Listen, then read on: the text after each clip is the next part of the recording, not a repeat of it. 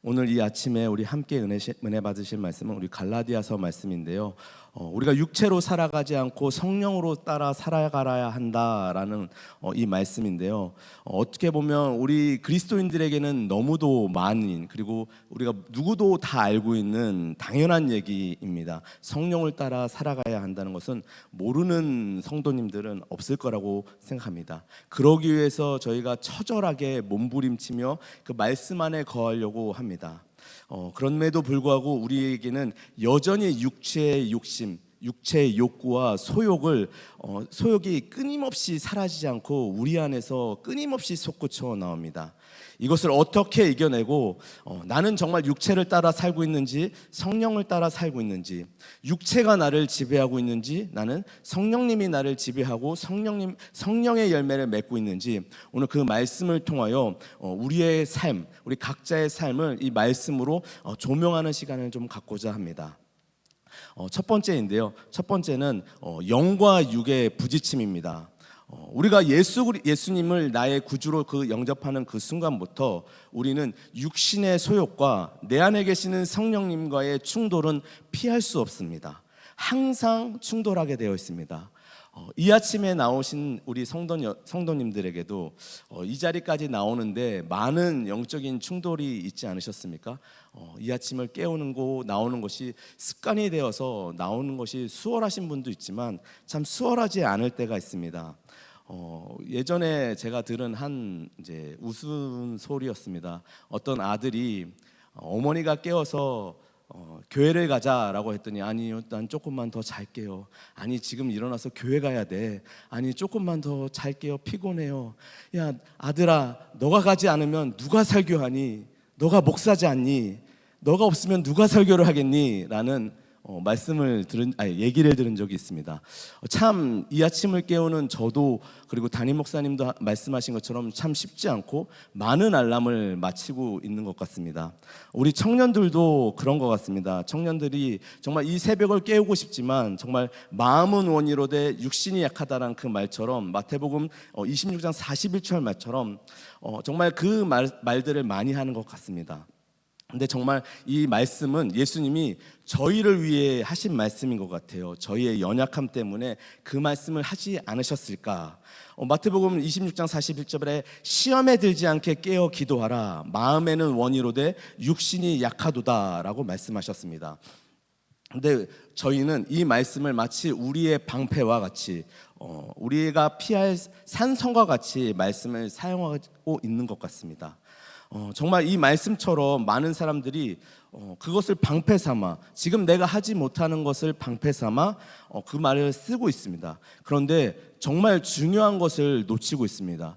마음은 원이로되 육신이 약하도다라는 말에 집중하지만 사실 이거보다 더 앞서 우리가 집중해야 될 말은 바로 예수님이 하신 말씀인 시험에 들지 않게 깨어 기도하라라는 이 말씀입니다.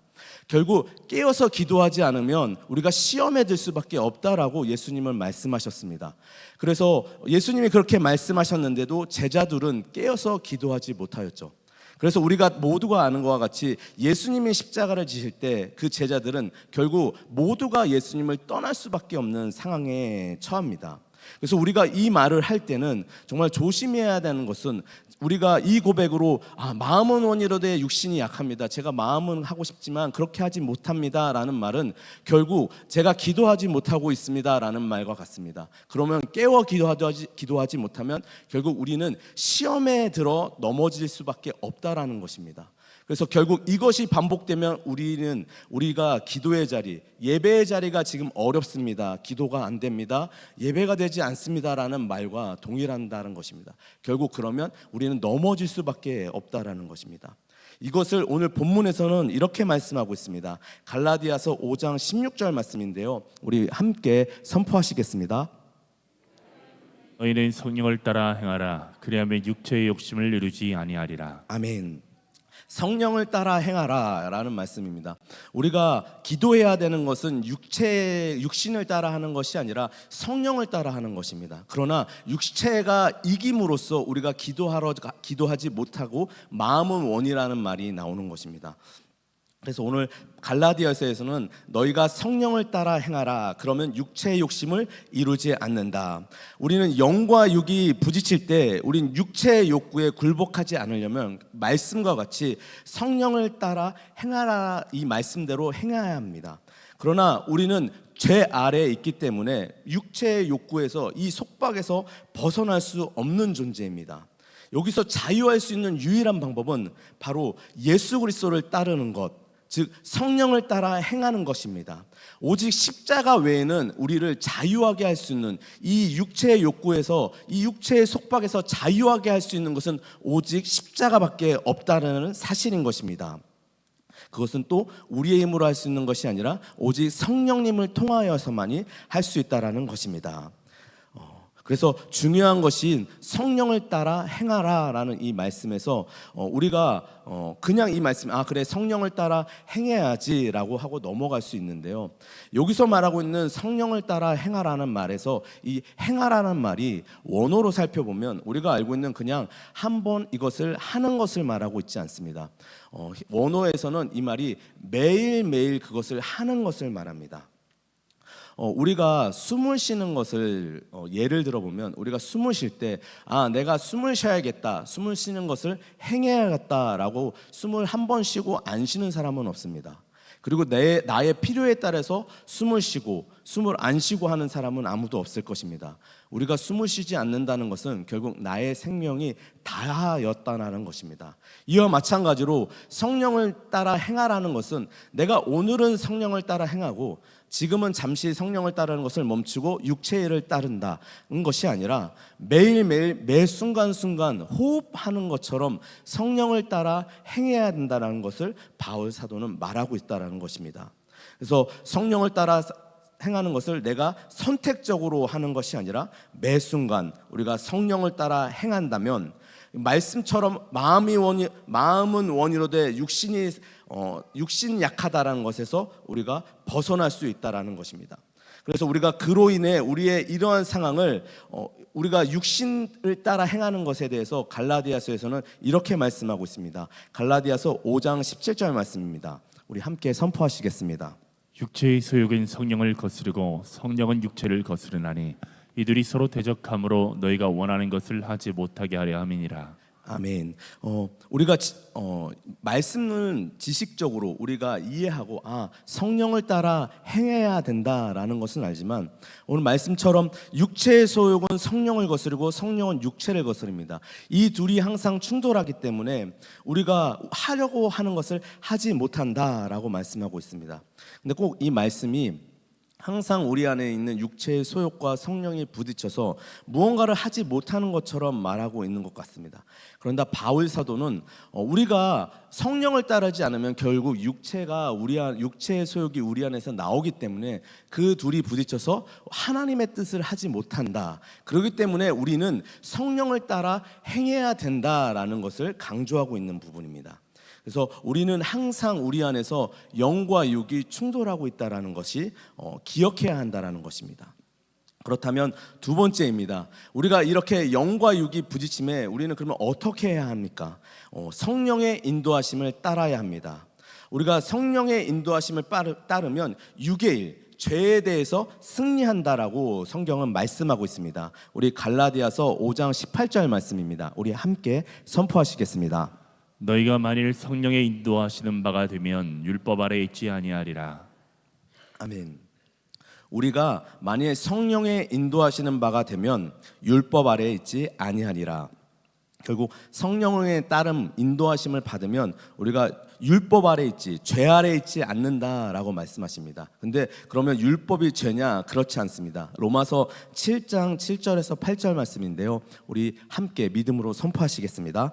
그런즉 우리가 무슨 말을 하리요? 율법이 죄냐? 그럴 수 없느니라. 율법으로 말미암지 않거든 내가 죄를 알지 못하였으니 곧 율법이 탐내지 말라 하지 아니하였더라면 내가 탐심을 알지 못하였으리라. 그러나 죄가 기회를 타서 계명으로 말미암아 내 속에서 온갖 탐심을 이루었나니 이는 율법이 없으면 죄가 죽은 것임이라. 아멘. 율법은 죄가 아닙니다. 단지 율법을 통해서 우리가 어떠한 것이 죄인지를 알게 하는 것입니다. 그래서 죄가 죄되는 부분을 갈라디아서에서는 이렇게 말씀하고 있습니다. 육체의 일은 분명하니 곧 음행과 더러운 것과 호색과 우상숭배와 주술과 원수 맺는 것과 분쟁과 시기와 분냉과 당짓는 것과 분열함과 이덩과 투기와 술취함과 방탕함과 또 그와 같은 것들이라. 전에 너희에게 경계한 것 같이 경계하노니 이런 일을 하는 자들은 하나님의 나라를 유업으로 받지 못할 것이요. 율법을 통해 우리는 육체의 일이 무엇인지를 갈라디아서에서는 이와 같이 나열하고 있습니다. 물론 이거보다 더 많은 것이 있습니다. 그러나 여기서 나와 있는 것 같이 육체의 일은 분명합니다. 음행과 더러운 것과 호색과 이 세 가지는 우리가 알고 있다시피 성적인 것입니다. 성적인 문제, 성적인 것으로만 에 해당하는 부분인데요. 이것을 단순히 문자적으로 우리가 육신적으로 행하는 것뿐만 아니라 영적인 것도 마찬가지죠. 신랑 대신 예수님을 신부 대신 우리가 두고 다른 것을 따른다는 것, 결국 간음하는 것, 이것이 영적으로 이와 같이 음행과 더러운 것과 호색한 것입니다. 이 부분에 대해서 저희가 자유할 수 없습니다. 그것 또한 사역자도 마찬가지입니다. 많은 은혜를 끼치고 많은 것을 이루신 우리 사역자분들 중에서도 매일매일 성령님과 동행하지 않으면 한순간으로 시험에 들어 넘어질 수 있습니다. 그 넘어지는 것이 드러나서 많은 지탄을 받습니다. 그러면 그 사람이 무언가 잘못한 것을 우리가 지탄할 수 있을까요? 우리는 그 드러난 것에 대해서 지탄할 만한 자격이나 판단할 만한 우리에게는 아무런 권한이 없습니다. 그것은 전적으로 하나님께 있다라는 것입니다. 마치 간음하다 현장에서 잡힌 여인과 같습니다. 죄 없는 우리가, 죄 없는 사람이 돌로 던지라고 했을 때 아무도 던질 수 없었던 것처럼 그것을 드러나게 하신 것은 그것을 통해 우리를 돌아보라라고 말씀하고 계신 것입니다. 그래서 우리는 그분을 위해서 더욱 기도하고 우리가 매일매일의 성령님과 동행해야 한다는 것을 깨달아야 한다는 것입니다. 우상은 그렇다면 또 말씀과 같이 우상 숭배는 우리는 없을까요? 우리가 보이는 것은 우상으로 세워놓지 않고 1월 성신이나 동물이나 어떠한 형상을 세워놓지는 않습니다. 그러나 우리 심령 가운데는 우리가 세워놓은 우상이 있죠. 자기만의 세워놓은 우상이 있을 것이고요. 또한 우리 마음 가운데 있는 여기서 말씀과 같이 분냄과 시기한 것, 원수 맺는 것, 우리는 겉으로는 사랑하는 것 같지만 내 마음에 들지 않는 저 사람, 다 좋은데 저 사람만 없으면 좋겠다, 스스로 우리 안에서 원수를 맺고 있습니다.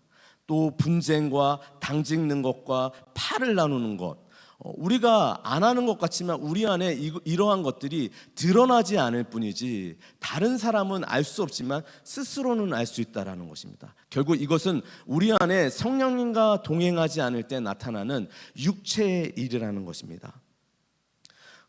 그래서 먹고 마시고 노는 것, 성경에서는 그것이 죄인 것처럼 말하지만 우리가 먹고 마시고 입는 것이 죄는 아닙니다. 그것은 필요합니다. 그러나 그것이 우리의 삶의 목적이 되는 순간 그것은 육체의 일을 따르는 것이라고 성경은 말씀하고 있다는 것입니다. 그래서 우리가 이것을 오직 예수님을 통하여서, 성령님을 통하여, 십자가를 통하여서 우리는 이것을 벗어날 수 있습니다. 그러나 안타깝게도 우리의 죄성으로, 우리의 힘으로는 할 수 없다라는 것입니다. 그래서 이 성령님의 인도하심을 우리는 매일매일 인도하심을 따라 행해야 하지만 우리는 그것을 소홀하게 여긴다라는 것입니다. 오늘은 잠시 내가 세상에 있는 일, 나의 삶을 살아가는 것에 좀 더 집중해야겠다라는 것을 하는 순간 우리는 결국 시험에 들어 넘어질 수밖에 없다라는 것입니다. 그것을 통해 많이 드러나는 것을 통해 우리에게 말씀하고 계신 것입니다. 우리가 그렇게 넘어질 수 있다.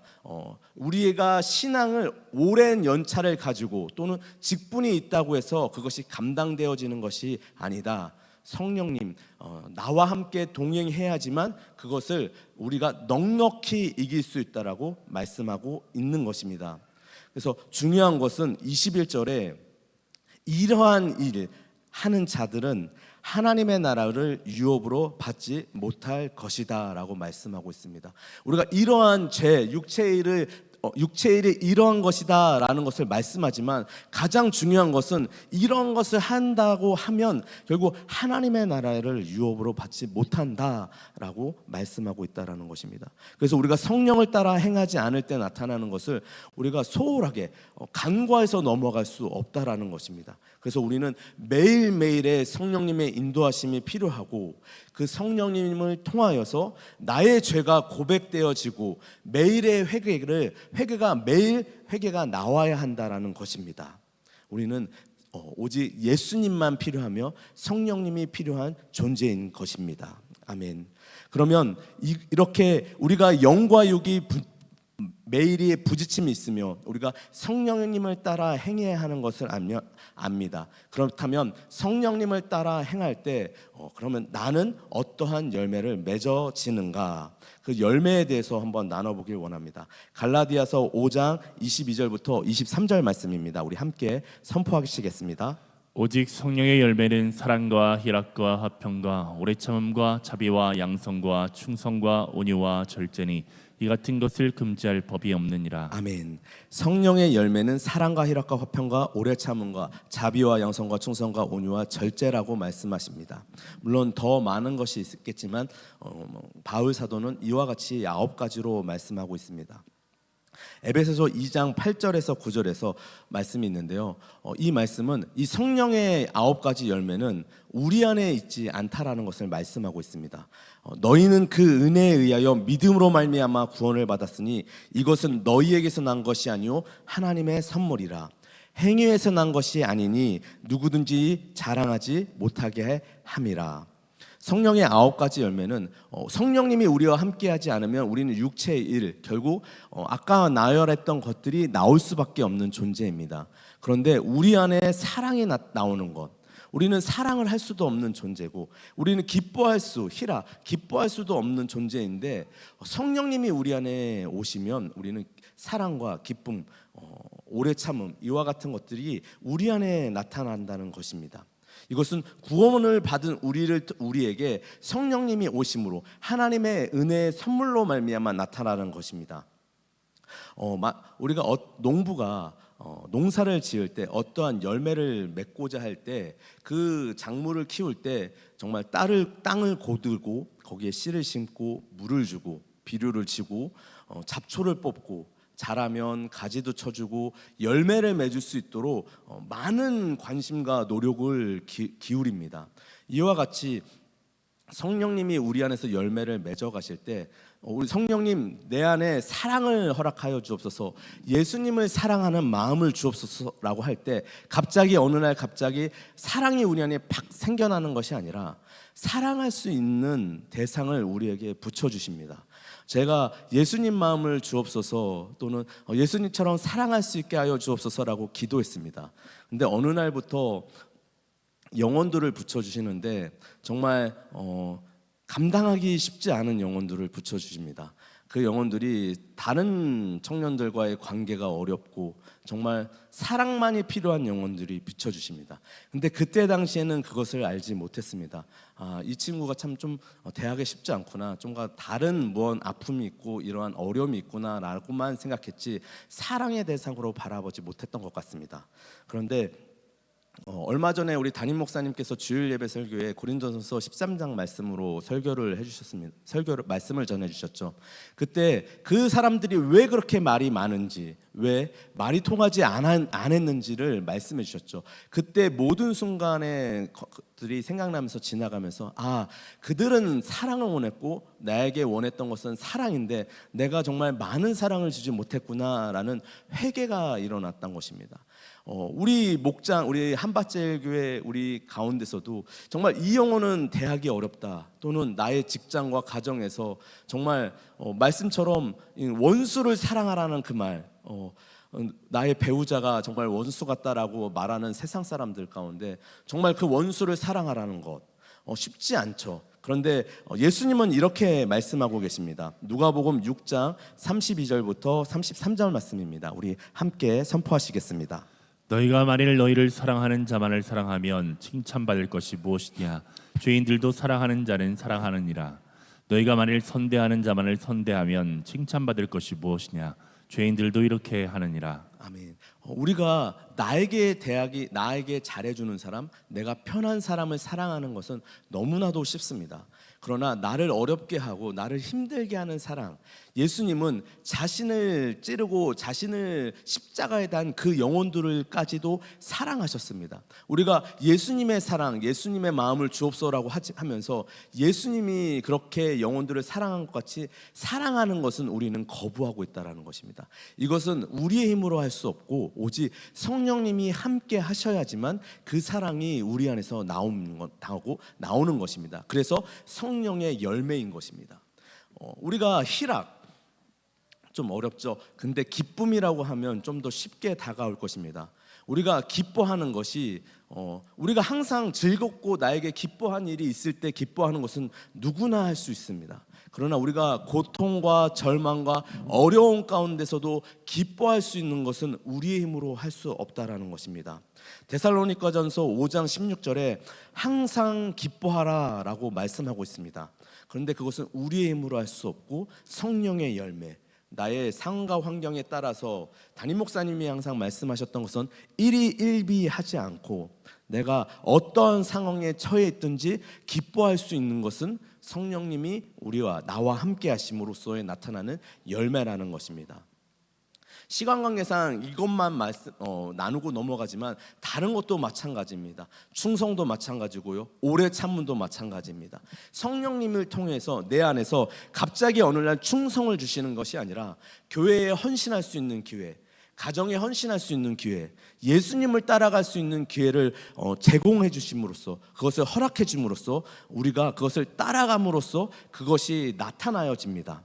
그것이 점점 열매가 커져가는 것과 같이 그것이 커져가서 열매로 나타날 때 내 안에 나의 어떠한 공로로서가 아니라 성령님을 통해서 그것이 나타날 때 세상 사람들은 그 나타난 열매를 보고 하나님이 살아계시는구나, 또한 나는 그 열매를 통해 하나님께 영광을 올려드릴 수 있음이, 그렇기 때문에 우리가 성령의 열매를 맺어야 한다는 것입니다.